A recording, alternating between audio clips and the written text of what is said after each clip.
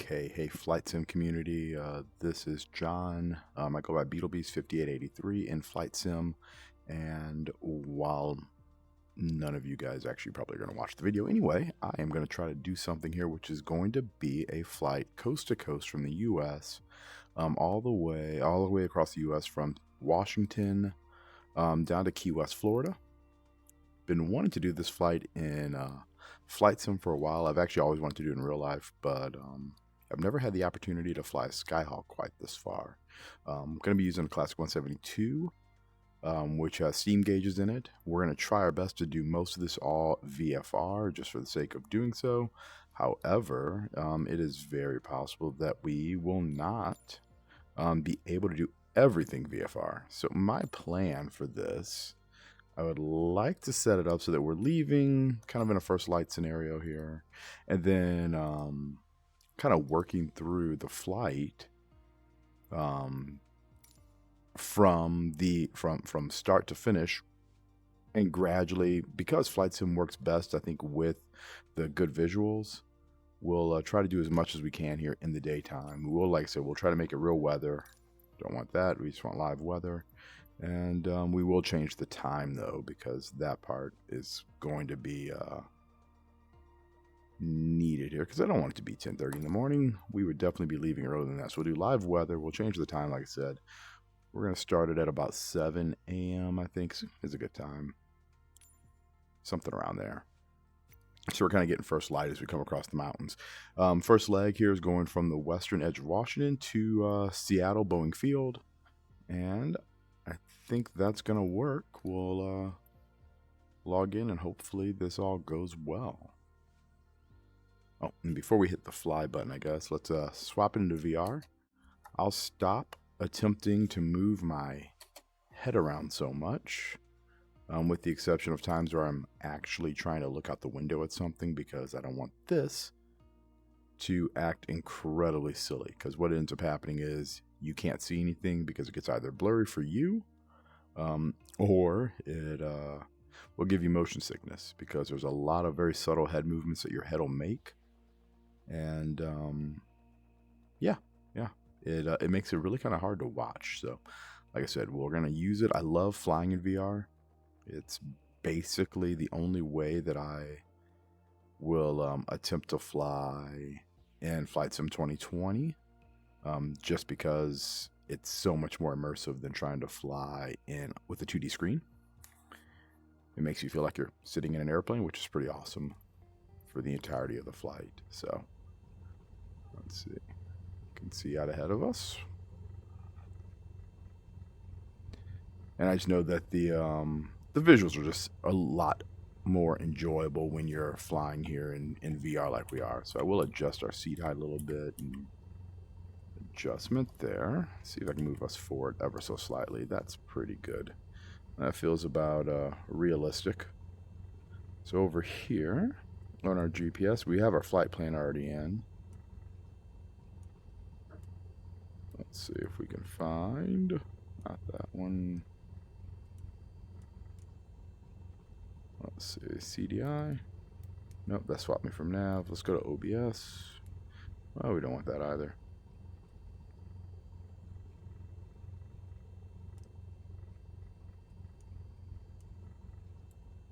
That's better. Alright, so our direct track is 088 degrees. I'll go ahead and put something over there so we have something to kind of reference over. We got 94 miles to go. And the course will be just off to the right after we take off. I'm going to set the OBS here to about 088 as well. Something around there. That should work out pretty well. And let's make sure our barometric pressure is set. We'll hit B to move that to where we need it to be. About 200 feet or so. Cool. All right. Everything is set. We got flaps down. That looks pretty good. Make sure our brake is off. I think I have a keybind for that actually on my stick. So there we go. All right. And with that, let's go ahead and take off here on runway 4 at the western side of of Washington State. All right, we got our power in. A little bit of rudder to keep us on the center line. Let the airplane accelerate. About 55 knots or so. We'll pitch the nose up ever so slightly, nice and smooth. Airplane is flying. Building airspeed nicely. And we'll take up the flaps. As we leave our ground effect, see they'll feel a little bit of settle, and then the airplane's going to accelerate here at about 79 knots, and that's where we're going to try to trim it so that we can hopefully climb at about 79 knots. All right, and we'll start that right turn towards the east, re-intercept our course line on that CDI, that top instrument there on the right hand side. It's right there.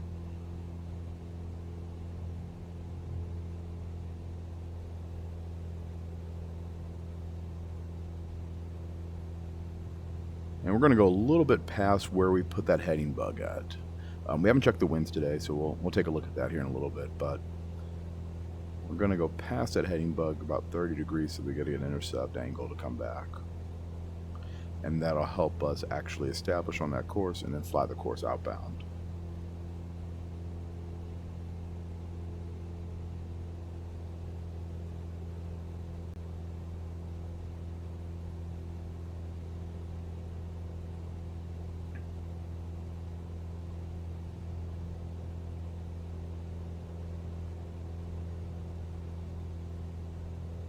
So right now, GPS is showing an estimated time en route of 1 hour and 1 minute. That should go down a little bit as we get closer to a cruising speed and cruising altitude. Right now, it's thinking that we're going to be cruising this entire distance here at 89 or 90 knots, which we're doing 79, 80 knots right now through the air. So the wind, we have a very slight tailwind right now, about 8 knots or so.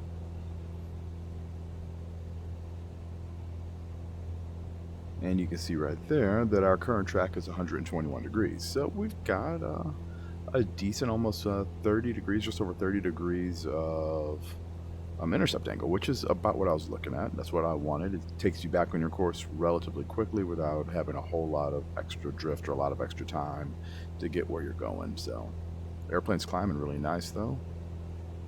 And we'll just keep heading on.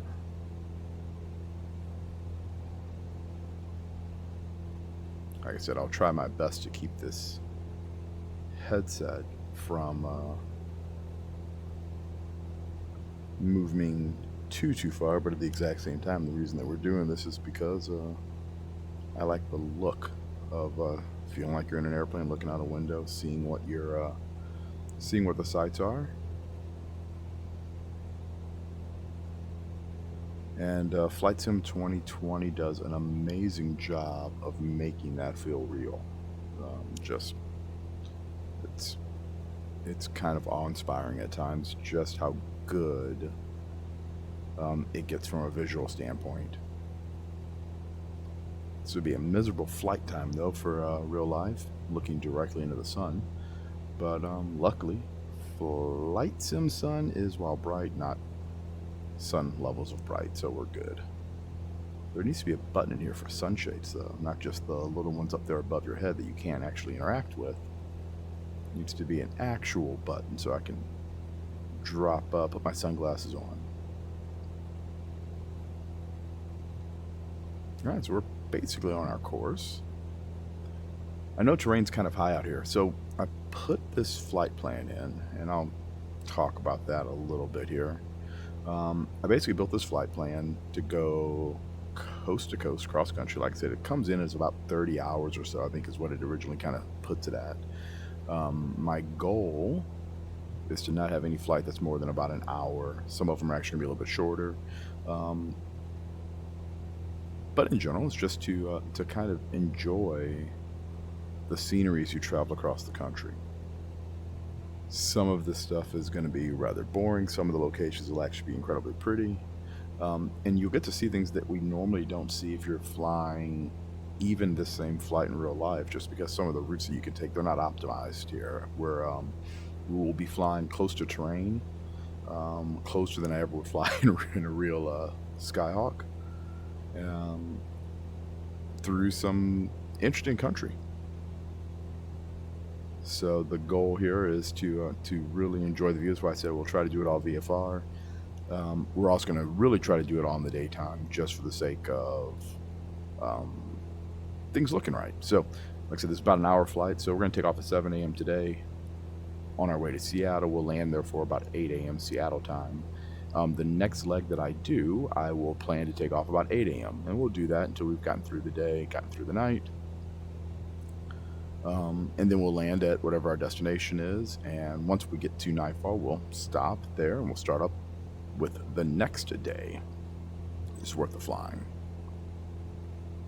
Like I said, the route's not optimized, so we will be going kind of nearby some of the higher terrain compared to what you would typically fly, even in a Skyhawk or similar aircraft. You're doing this by yourself. Just because, well, for me, it'd be personally just for safety. The ability to stay in a location where you're not going to be in danger of, if you lost an engine, having no good place to land. And at the exact same time having better terrain clearance so that you're not dealing with winds being sheared off the top of these mountains or anything like that. But once again, it's flight sim and it looks really good, so we're going to fly pretty close. We'll get some altitude. I think some of the peaks that are out here are somewhere in the neighborhood of 7,000 feet or so, so we'll be up at about 7,500, I think, going east. Today, I know for some of the flying, it actually lists our altitude. Our cruising altitude should be at about 9,500 feet, which is just a little bit lower. I've taken a Skyhawk that high before. Just takes forever to climb up there, and then once you get up there, there's not a lot to do once you get up to that type of altitude, and it's a lot of time climbing. But airplane is fairly light, and it's climbing really good right now. We've got about half tanks on both sides. We'll pull the power back here in a little bit and establish cruise once we get up, once again, a couple thousand feet higher, or 1,000 feet higher here, 1,500 feet to go.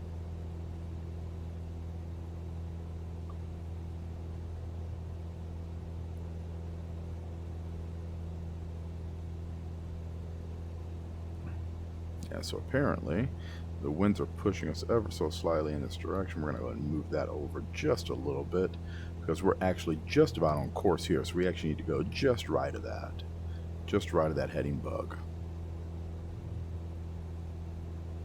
in order to re-intercept that course a little bit. You know, looking out, I think I don't say I've done this before. I haven't. I've done part of this before. I did this leg once already. And I decided to redo it just because it was actually an incredibly pretty flight.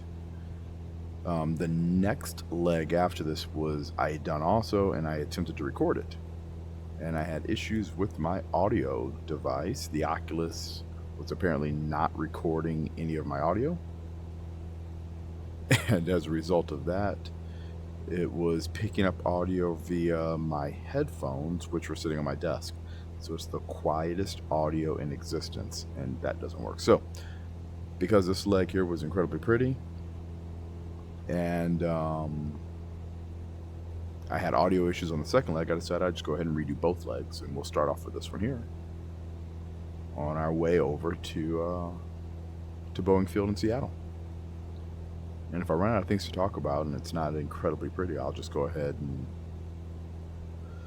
speed through the video and detach my audio for any of that. That way you guys don't have to sit here and try to watch the entire thing, but I'll try to keep it interesting, at least as best I can, as we fly out here to fly to the east.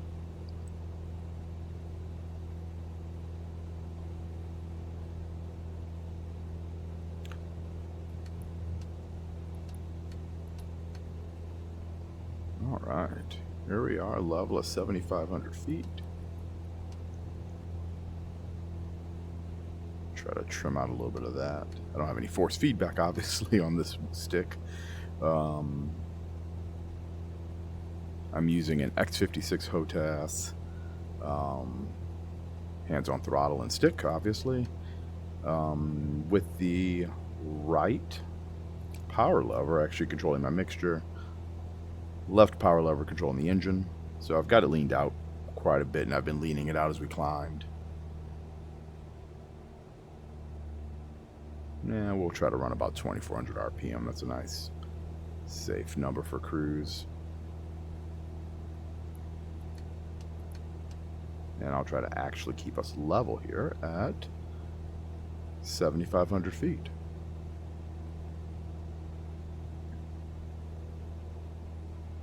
But yeah, so let's say it. I've had Flight Sim 2020 since 2020, which is kind of crazy to think that this has now been 4 years. The first time when I first bought it, I didn't have a computer that would run it very well. No, I don't want to go that way. Let's go the other way. There we go. I didn't have a computer that would run it very well. And over the years, over those 4 years, I slowly upgraded computer components in an attempt to run it better. And when I first got, when my kids first got an Oculus, which I quickly confiscated to say it's mine, I was absolutely blown away at trying to fly in VR. Now, the first something that I noticed pretty quickly was that Flight Sim 2020 was not particularly well optimized for VR. With a moderate or medium capable PC, just didn't work that well. So I made a change to the PC. I kind of gradually, like I said, I gradually increased the PC's power, which finally culminated in putting in a new motherboard and processor just recently. So right now it's running on a 7800X3D, which runs really well. Love it. And it has a 3080 graphics card, so obviously we could still increase that a little bit. A 3090 or definitely a 4090 series would be a much welcome improvement. A 4080 even would be fantastic. And at some point in time, I'll probably look to do that. But right now, it's running really pretty good. I'm very happy with the performance. For the most part, I haven't done a lot over big cities. And I'm not going to stop here right now to look at the settings. But I know I had them on high. At one point, I do have ground traffic on. We do have vehicles.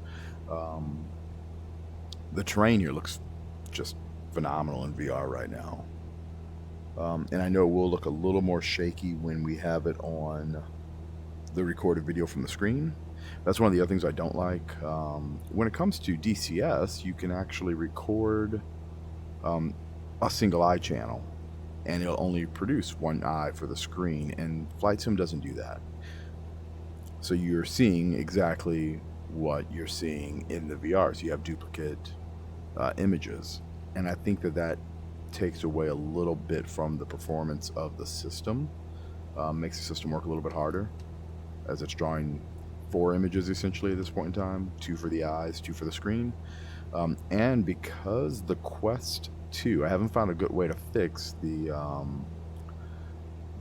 believe it's called the Oculus Tray Tool, which does a fantastic job of you can change your field of vision so that you're not rendering quite as much information, allowing you to actually up your resolution while maintaining a smooth performance. So the unfortunate is Oculus Tray Tool does not work with Microsoft Flight Sim. Flight Sim has some permissions that are set up where it has to be in administrative mode even to look at files, and the Tray Tool doesn't seem to allow me an option to actually access those files. So I can't run a prompt to launch Oculus Tray Tool in Flight Sim 2020. It just doesn't work. So I'm not able to get the type of performance out of Oculus Tray Tool that I get from, say, when I'm playing in DCS. DCS runs almost buttery smooth with high settings with this build on PC. So anyway, that's just a little about me, or a little bit about the machine that we're currently operating on. I did switch, you probably noticed, I switched my fuel tank to the left side. This airplane does seem to have a little bit of still a left turning tendency even when you're up at cruise flight. Don't remember that in the real airplane, But so as a result, I'm just going to burn a little bit of fuel out of the left wing, make the right wing a little bit heavier. And once there's a few pounds in difference, maybe about 5 pounds or so, I'll go ahead and put it back to both so that they can burn fuel off evenly. But I just prefer to not have to, watch the airplane kind of drift further left when it doesn't really need to. So based off the last time I flew this, I'm anticipating to get a little bit of turbulence as we come across those mountains. The airplane, they do a decent job, I think, in Flight Sim 2020 of simulating wind being affected by mountain ranges. I don't think that the aerodynamics in the sim, and you could even call it a game, but however you want to look at it, I don't think the aerodynamics are really all that accurate. I think you can program the fields to be what you want them to be, as opposed to really what they actually are. So if you were to program, and that was always the case even with Flight Sims 2004, Flight Sim X, some of the early ones, you could program a school bus to fly if you wanted to. All you had to do is give it the characteristics to say that it had wings that produced X amount of lift, and it had a drag coefficient of X, and a thrust rating of whatever you wanted it to be, and it would fly. This, I think they said they did a better job. It's just me not paying attention to my altitude while trying to talk and look out the window at that cool valley over there. With this, they said they did a better job of it, and I've seen images showing the effect of, you see it in the helicopter, you can actually turn on a setting that will show you the effects of the wind and the turbulence in the area around the helicopter itself, and the downwash from the rotor blades, etc. I haven't turned it on the airplanes ever. I probably should, and then maybe we could actually look at it and find out. But we're not going to do it here. I know that much because I don't feel like doing that on this flight. I want to look at the beautiful outsides and the way everything was kind of rendered, and yeah, just the way Flight Sim really is kind of beautiful. So I can do something that I have not done in real life.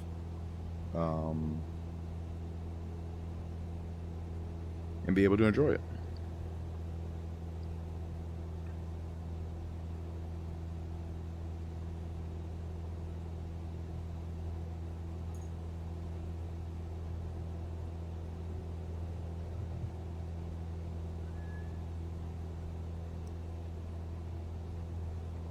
I apparently have a cat on my desk up here. But once again, I'm in VR, so I can't see the cat.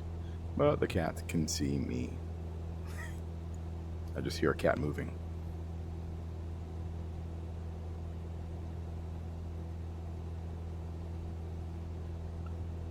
So let's go with a little bit about me. Like I said, my name's John. I go by Beetle Beast on Flight Sim and Minecraft.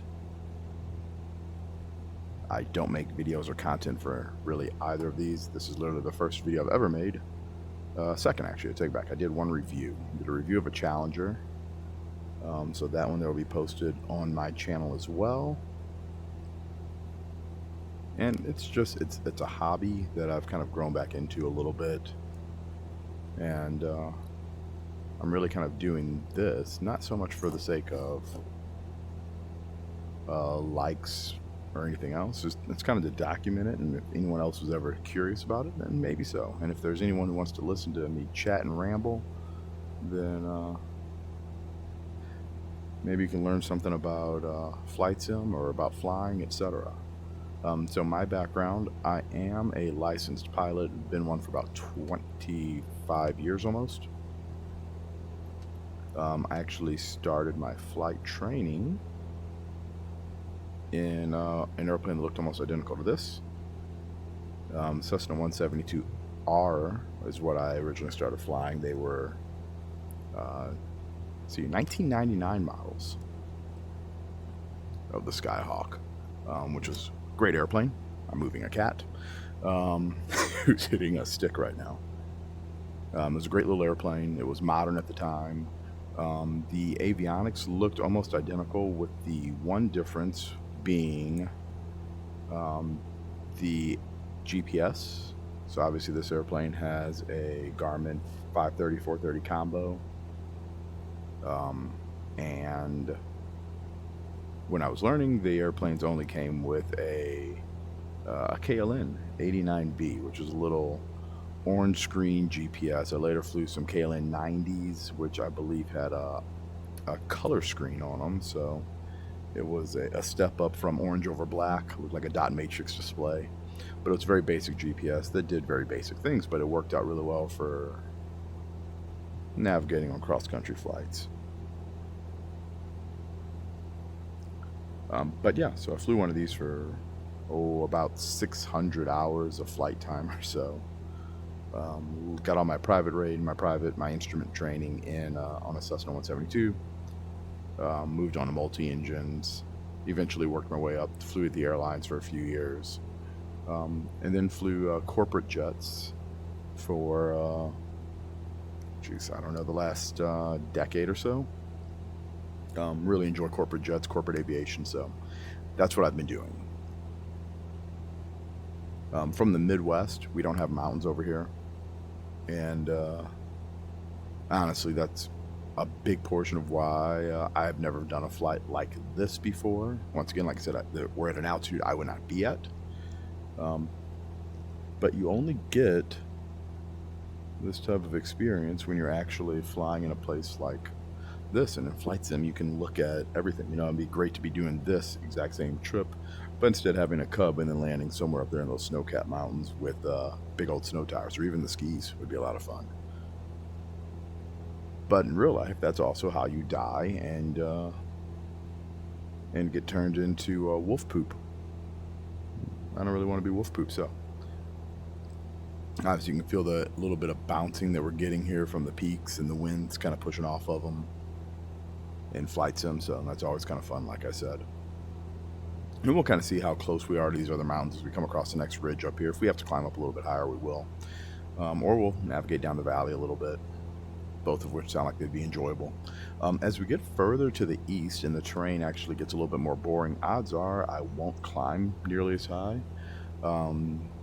just because the flight at that altitude, or a flight up at this altitude, is 7,500 feet. It's kind of a boring flight.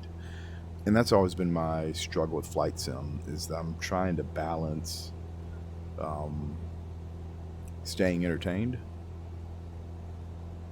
with, you know, doing things somewhat realistically. I'm not a big fan of flight sim's ATC functions. They just don't work very well. We've got a funky oscillation going. The airplane's got the wiggles.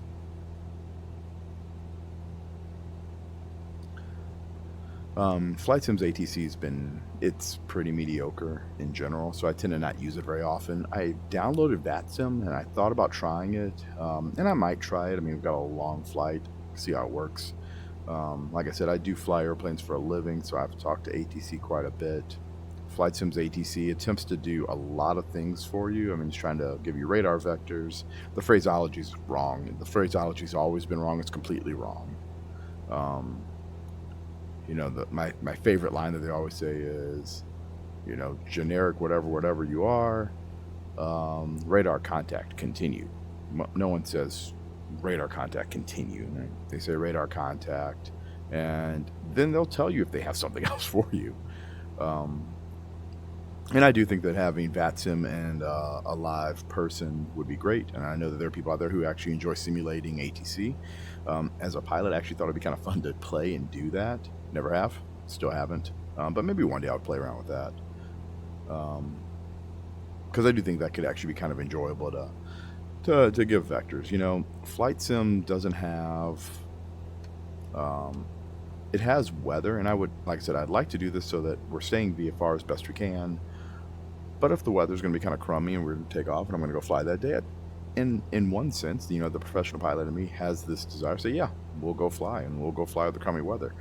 Flight sim doesn't do a great job with weather depiction, and it actually even seems to have a surface with controllability on the ground in the Skyhawk. I know the Skyhawk was my memory of the Skyhawk. I still fly one on occasion just for fun,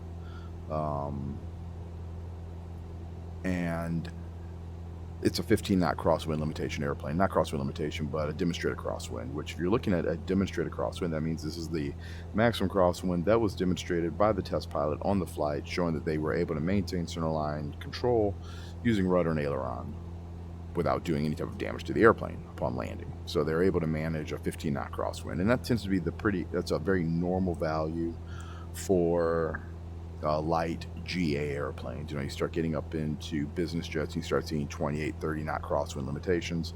We're going to definitely have to climb a little bit here. And those airplanes, of course, obviously are able to land and take off with greater crosswind components. They have more effective rudders, they have larger rudder surfaces.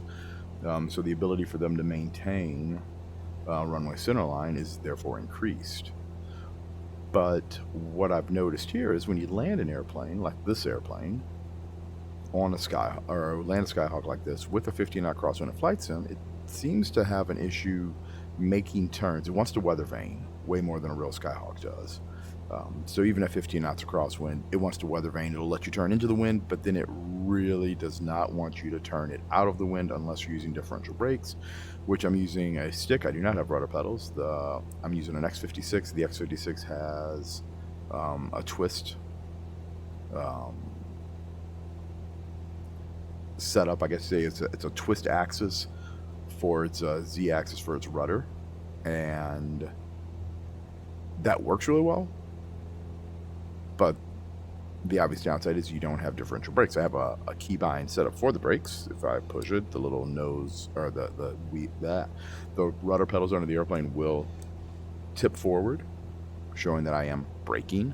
However, they just don't. It doesn't allow me to choose which brake I'm actually pressing. So, end result, you don't have differential brakes. End result of that, you then struggle to control the airplane on the ground, taxiing it clear of a runway in a not that far. And watch that descent. Fly with one hand while you reach down to twist something with the other. Come on, go to where I wanted you to. Yeah, you'll end up with a bit of a struggle just attempting to control the airplane. It just likes to weather vane a bit too much. So yeah, kind of like I was saying, this route, while gorgeous, is not a route I would have taken if I was flying this in a real airplane. It's just the terrain is something fierce. If we were to lose an engine here, you've got no good options. There's a little river down there, but it's not much of one. And no matter where you land at, you're going to be hiking out if they can find you. And unless you really brought survival equipment with you, you're not hiking out of that stuff. All of the peaks up here are incredibly rugged. The ability to make a soft landing on any of them would be severely limited. And the trees are tall, so your ability to kind of get down on the ground in those is going to be completely hampered. It would be almost, having an engine failure in here would be nearly a death sentence. When we were further west, there's a few spots that actually are pretty decent.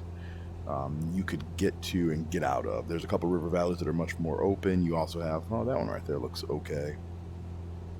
But that, if the depiction's correct and seeing the snow, that means that it's probably cold, even down that river valley. And if it's that cold in the river valley, that means I'm probably not going to be enjoying being in that water.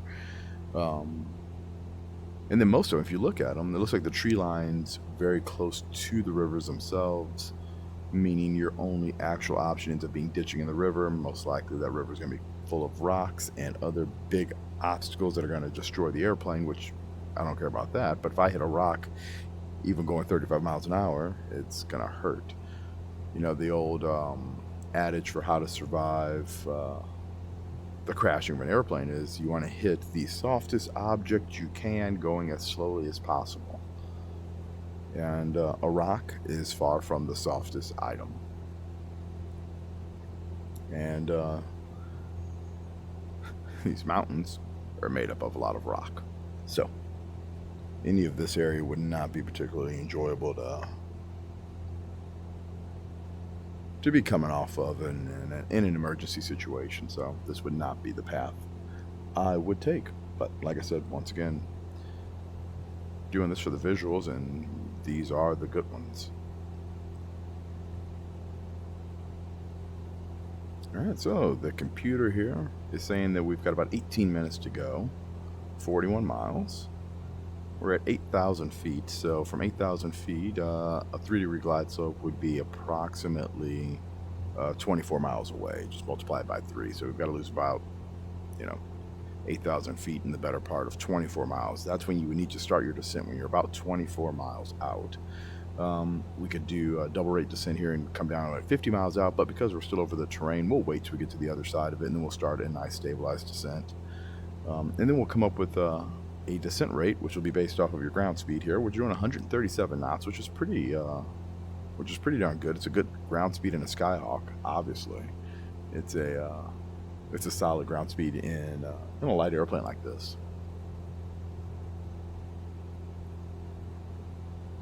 Which, once again, is part of the reason that we're going from west to east, was to hopefully catch mostly tailwinds on most of this journey. But only God knows. That'll depend on the weather systems that are passing through at the time, and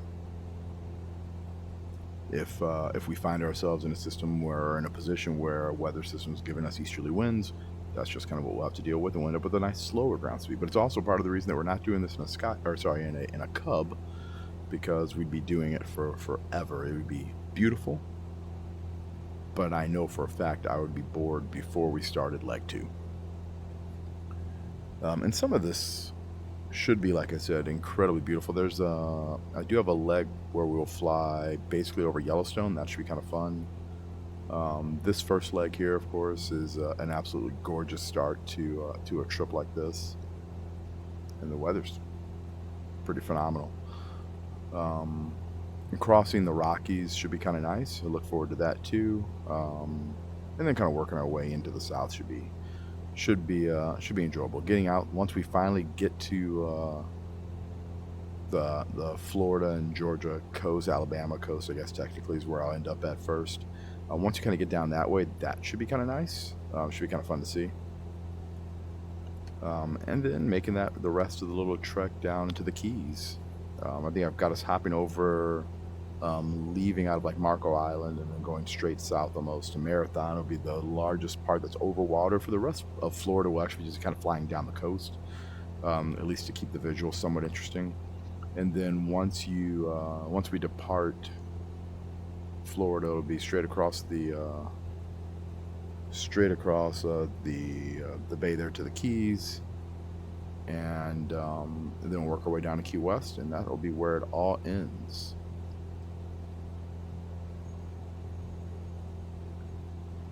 So I'll name out the next airports that we kind of have going on as we get a little further here into this flight. And if there's a place that you'd like to see, if anyone actually watches this, please let me know. Happy to make little small changes in the routing as we go. All right, 34 miles out. So I'd like to actually get down altitude about 5 miles early. So if I'm going to lose close to 8,000 feet here, we're going to start a descent about 3 miles. The descent rate is determined, like I said, based off of ground speed. So if you are trying to figure that out in your head, because there's not much difference here between airspeed and ground speed, you could take the airspeed divided by 2, or in this case the ground speed divided by 2, which is 131 knots over the ground. So you're looking at somewhere in the neighborhood of about 650 feet per minute. So if you took that 13, you'd end up with 6.5, and then just move the decimal place over. So about 650 feet per minute will give you a solid descent rate, a 3-degree glide slope descent rate at the distance that you needed, and that'll put you at the altitude you want, at the position that you want to get there.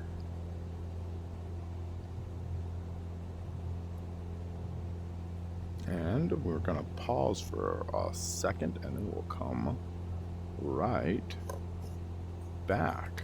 Let's see if we can do an active pause here.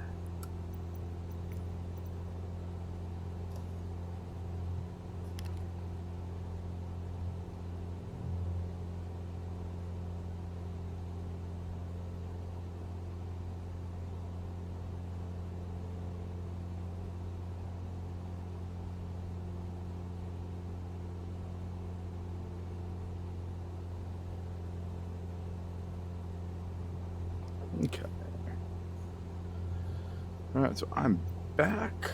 I was sending a text message. There we go. Hide that menu. And we're at about 30 miles, so we'll start that descent rate. We're doing about 500 feet a minute right now. We'll just go ahead and increase that a little bit. Pull the power back ever so slightly. So I think if we had something that was really suited for this, an airplane that was really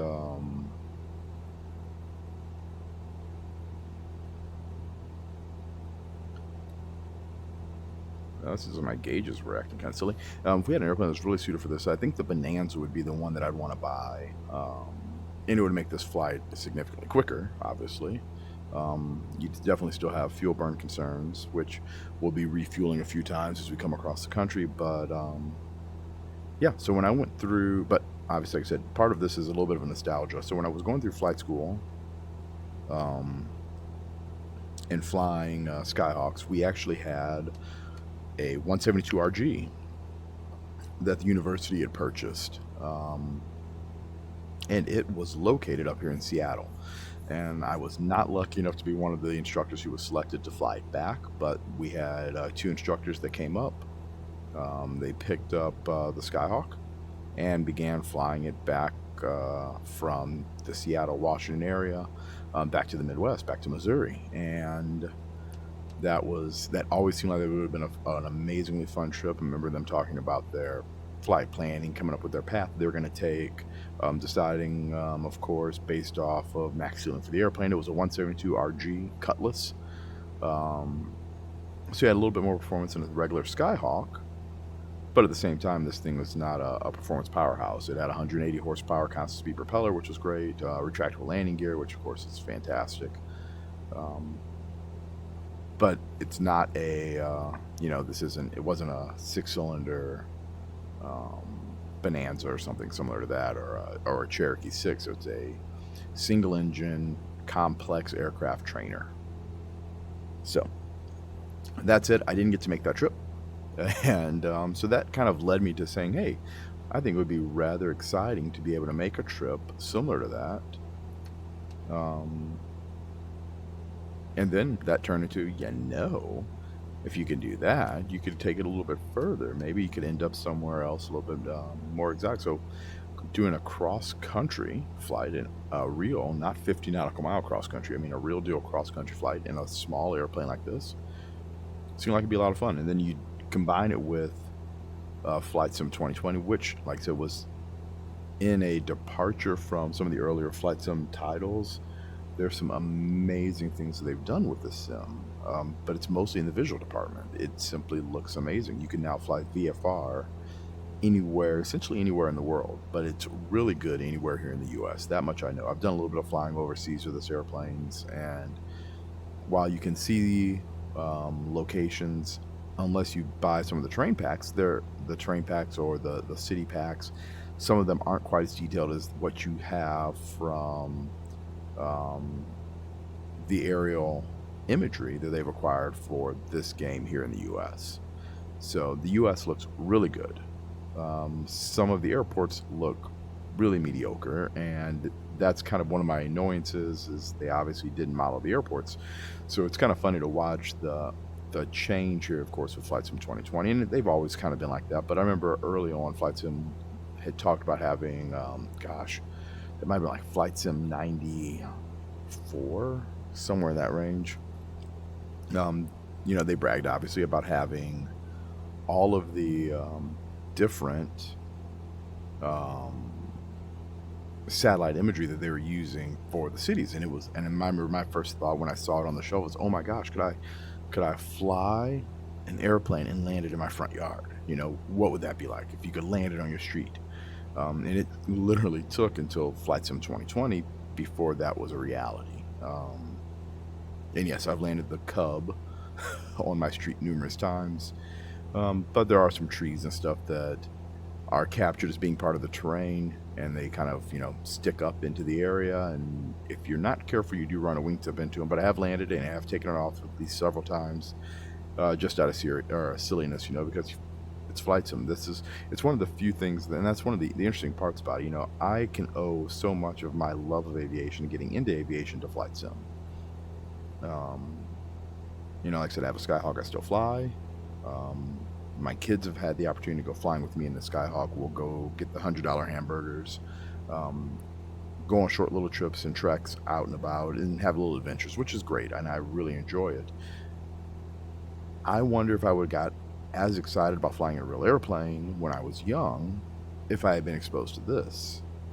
I can tell you honestly that being exposed to this now as an adult, you're looking at it and so much of it feels so perfect that, you know, just the sun glare coming off the water over there, while annoying me, is so well done that it can pass and kind of convince you that you are in an airplane when you're sitting in your room. And if you're really going in for the immersion, I mean, you just can't beat VR. Like I said, I wish at times that I had an even beefier system that would run it even better. I think that would really just kind of really blow my breath, or take my breath away. But it's good stuff. This is really cool. All right, so I'm gonna go ahead here, see if I can find some information on this airport. That's the airport we left. We don't want that one. We want the other airport.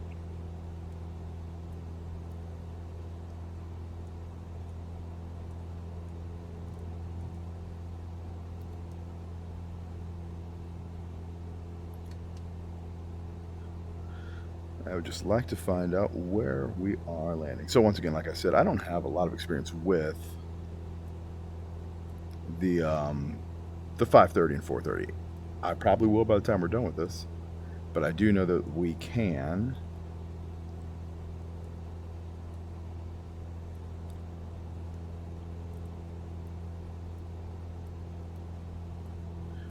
technically speaking, I know for a fact that I can bring up a nav page here that would give me the information that I'm looking for based off the airfield that I'm at, or where I'm going. Right now, I'm just going to put in the data here, and I bet you I can find it. BF.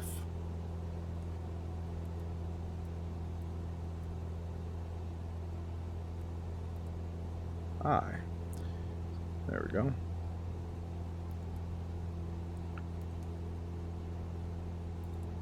So listen to the radius. We'll try to turn it on so we can.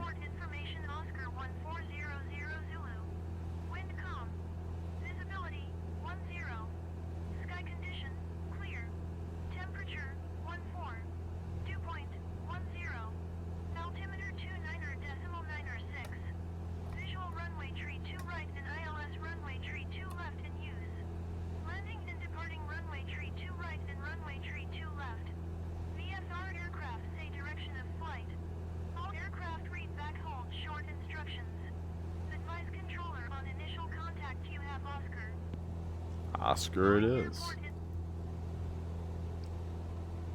And let's listen to Tower 18.3. Just go ahead and move that around.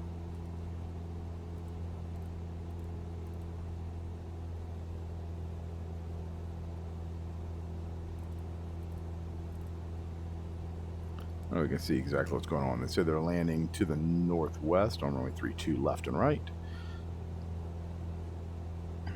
So we'll keep trucking towards BFI. I think I can see SeaTac out there to the right.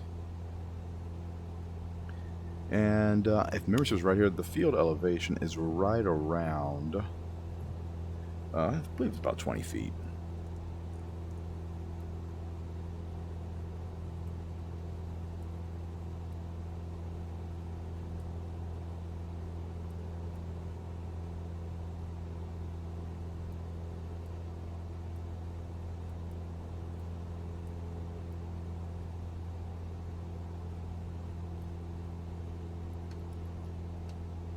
I know it's pretty darn close to sea level, so we're just going to go ahead and we'll go with, here we go, elevation 19 feet. Now look at that, I was about right. So yeah, as we move forward here, we'll play with that, the 430 and 530 a little bit more. so that we get a little bit better at using them. So just north of SeaTac should be Boeing Field.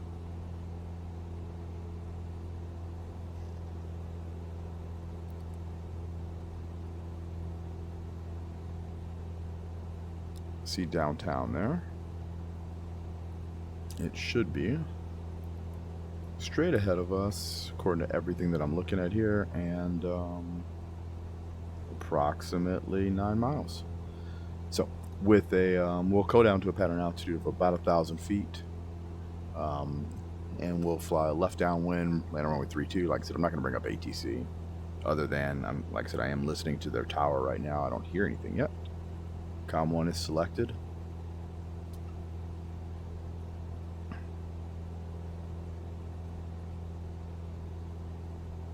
And we'll keep going in this direction until we see it. We've got airplanes over here. I bet they're all in the downwind for SeaTac and the international airport. Just hanging out over the water here. We're at 1,600 feet and descending.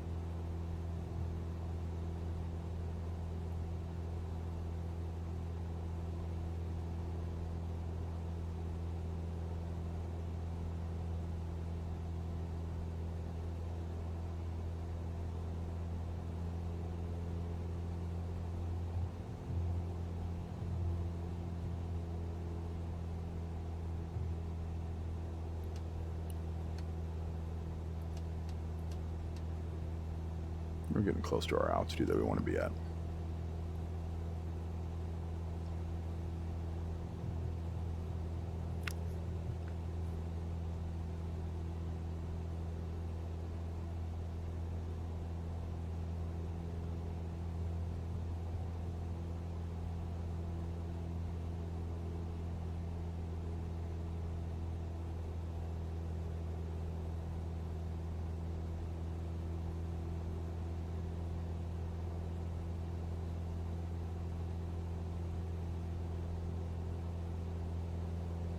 Five miles should be just about straight ahead.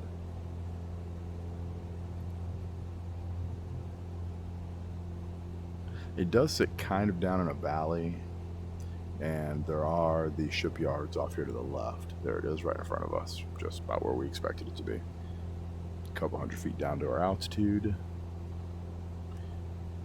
And like I said, we'll set up on a left downwind. I think we'll land on the big runway, which is 32. I think it's 32 right. I'm going to find out in about a second, I guess, huh? Once again, I know. Yeah, it looks like 32 left might be the large one there.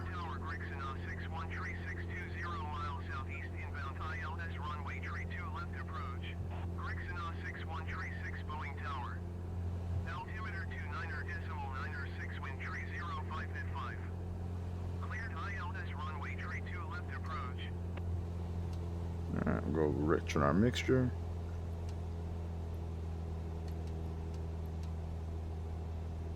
Cleared ILS runway tree 2 left approach, Gregson 6136.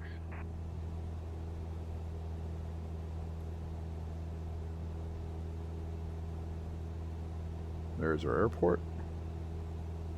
The cranes look like they're having some issues over there in Seattle.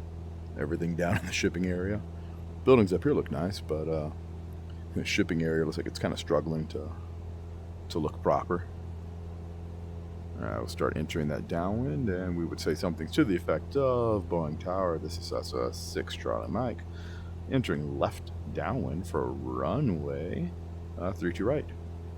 And then they would come back and say something similar to Cessna 6 Charlie Mike, you are clear to land on 32 right.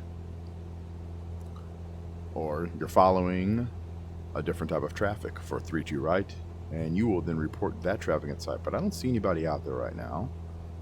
Set up on the downwind. We're a little far out, it looks like, but altitude's good.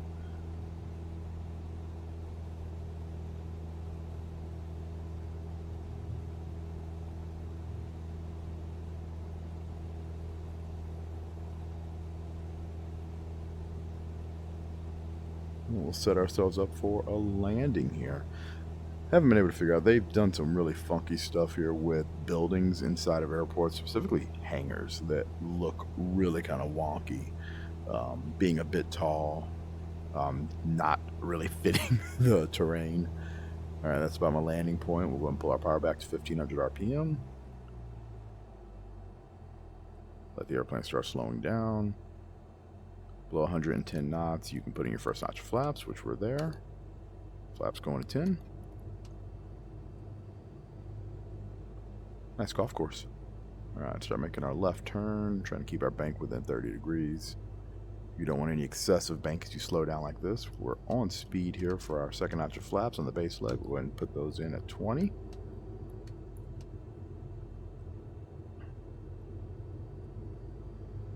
Still have our runway there.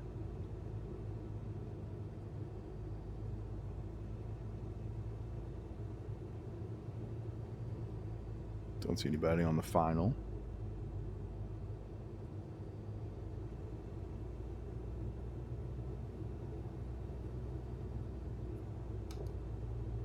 At 75 knots. I'd like to do about 65 knots in the approach. I can see the right side runway.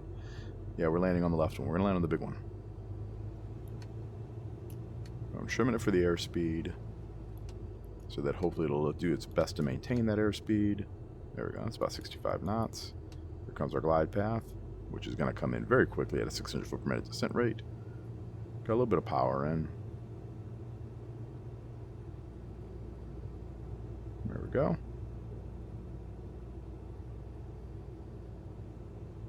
And we'll start pulling the power out.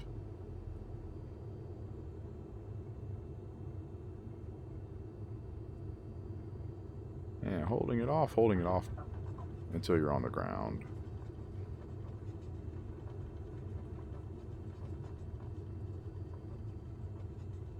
And with that, we'll begin to establish some brakes here. There's a turnoff coming up, so we'll do that here in a second and make the right turn, which we're still short of the other runway. You can see some of the problems with VR here. You can notice that only a couple of stripes are actually visibly clear. Alright, we're clear of the runway. These the taxiway markings are a bit off, but such is life. Alright, we'll bring our flaps up.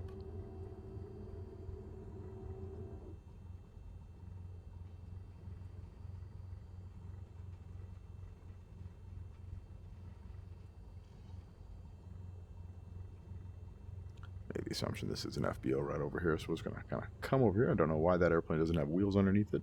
That one does. Ah, there they are. Now the wheels showed up. I've asked too much of my system.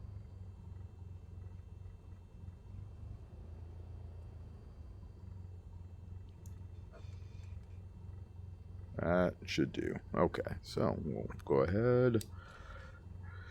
Set the parking brake. Avionics coming off. We'll kill the mixture here in a second. Landing light comes off. Beacon's still on for now. Strobe lights, nav lights coming off. Mixture's coming out.